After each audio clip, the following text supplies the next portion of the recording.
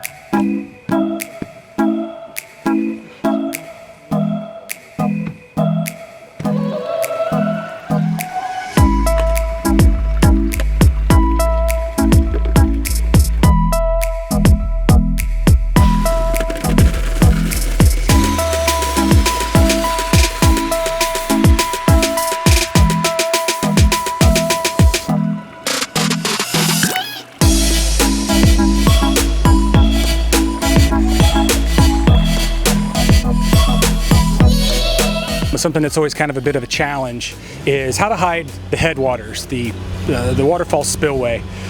Several different ways you can do it. You can use a log, you can use different rocks. I like to use a mixture of dirt and mulch.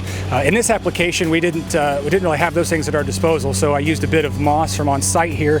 The homeowner's got a nice shady area. I was able to just harvest some sheet moss and get it literally just foamed right to the plastic. It's a super simple and effective way to hide that black plastic and make the water feature look more naturalized. In my opinion, I don't see a lot of yellow roses, so I wanted to keep that and kind of make that not a focal point by any means, but something that kind of stands out as far as the landscape goes. So we played off the color of that yellow rose and had some really cool, subtle plantings going on here. The homeowner also is like me in that she's sort of a rock person. She sees cool, interesting rocks and just grabs them, takes them home, and puts them on a shelf till there's a space for them. And she had 3 really cool pieces that I wanted to incorporate as focal points on some of the waterfalls here. She's got something that looks like it came from Arizona. I'm not sure, the striations with the really deep red and the tan definitely look desert to me. So I used that as a framer on one side, and then she had these really cool crystal formation piece that I wanted to use not so much as a framer, but as part of the weir so that water would move through it and kind of over it and around it. And we were able to achieve that, and it looks really cool. I'm really proud of that. She had a good old lava rock with some moss growing in on that. And anytime I can use a lava rock, I'll use it, because that lava rock will suck up that water and feed that moss, and that moss will take over. Even though I'm in the shade here, but even though the water feature is in full beating sun, that moss, as long as it wicks water and stays wet, it will love life. All those things have come together to make a really cool, unique water feature, and it was a super fun build. Tommy and Chris and I kind of rocked it out.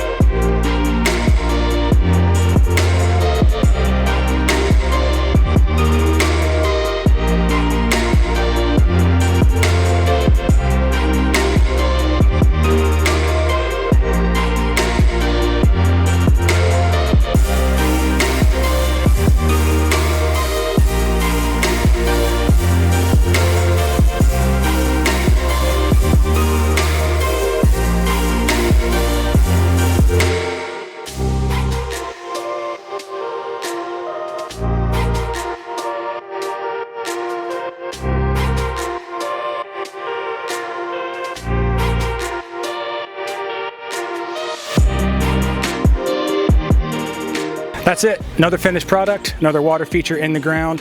Truly fun install. So we're gonna wrap up, we're gonna get out of here, but got something for you to do.